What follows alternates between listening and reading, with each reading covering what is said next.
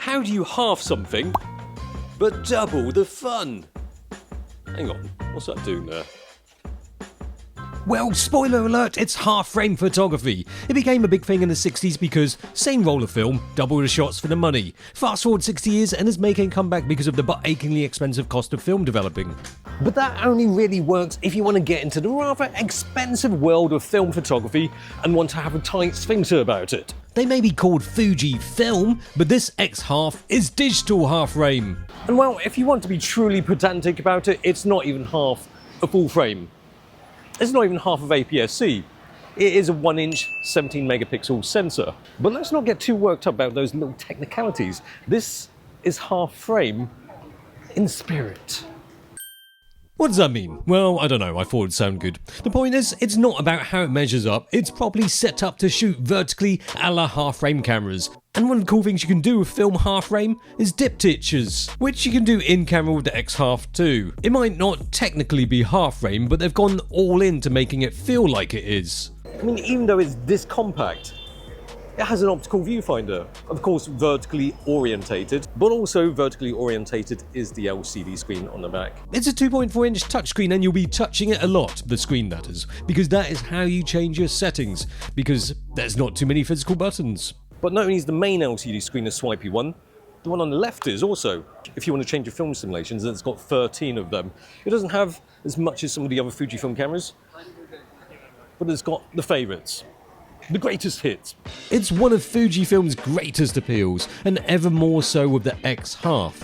I think with 1-inch sensor cameras, they're really struggling to stay relevant when smartphones have really closed the gap on image quality. Having the film simulations at least make the images look quite authentically like they've been shot on film. Even the date stamp, which I didn't realise I'd switched on, tried removing some of them in post, but I kind of gave up. But anyway, it all adds to the uniquely authentic feel. And let's face it, as it is a vertical shooting camera, they probably are aiming this at the TikTok generation. So they'll be glad to hear that there's plenty of retro-like features for them to get excited about. Let's face it, a little timestamp and film simulations are pretty standard stuff. This is next level stuff. You know, Fujifilm being Fujifilm, it's got some nice retro touches. It's got that little knob for adjusting the aperture, but also the film winder. What does film winder do? Well, it winds the film, well, not the film, it winds to the next frame. That is if you've got it in film camera mode. And in film camera mode, you can choose 36, 54 or 72 frames. And what you do is when you choose film camera mode, is that you choose your film and you can't change your film simulation for the duration of that time, whether it be 36, 54 or 72 frames. You can't even preview your photos. It's only optical finder. That's how far they've gone to make it feel like a film camera. Like is the key word. This is postmodern half-frame. It's not a quick camera. Burst rate? No. Autofocus? Yes. Limitations are good. You might as well go all in with the film camera mode too. Take that initial shot and then hunt around for the complementary second shot, forcing yourself not to be wasteful on the way, even though it is on SD card. Rewarding? Yes. Does it make you sound pretentious talking about it? Probably.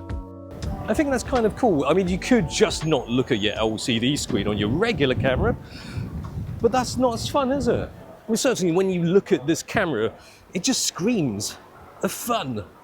The curious thing is that even though it has a film camera mode and a camera that is supposed to look a bit like a film camera, it's also got a video mode. You can shoot 1080p, and even the video mode, you can do diptych video, which is kind of cool. Honestly, I don't think people will be getting the X-Half to get serious for video. Having said that, it might have that fuzzy charm that cool kids would find cool.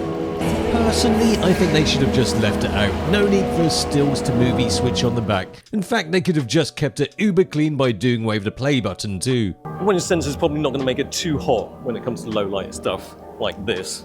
It's about the spirit, yes, but you still need to know that low light, it might look a little bit fuzzier, less defined. Just don't expect the X106. But look, this is less than £700, $849. Never mind about half frame, it's half the price of the X106. I mean, if we're to use the X100 as a benchmark, it is much smaller and much lighter than that. It's only 240 grams, including battery and card. It quite easily fits in hand or in most pockets, other than the tightest of tight jeans. It's smaller than another recent half-frame, although actual half-frame camera, the Pentax 17. But other than fitting an OVF into that tiny little body, they've also got a flash, or well, an LED light, and a battery big enough for 880 frames. It's not bad. Now, the X-Half comes in 3 different colours. It comes in black, you've got silver, but then there's the charcoal, which I think is the best colour, which I have obviously not chosen right now, sadly. Well, that's my 60 minutes with the camera up, but that's most of it covered.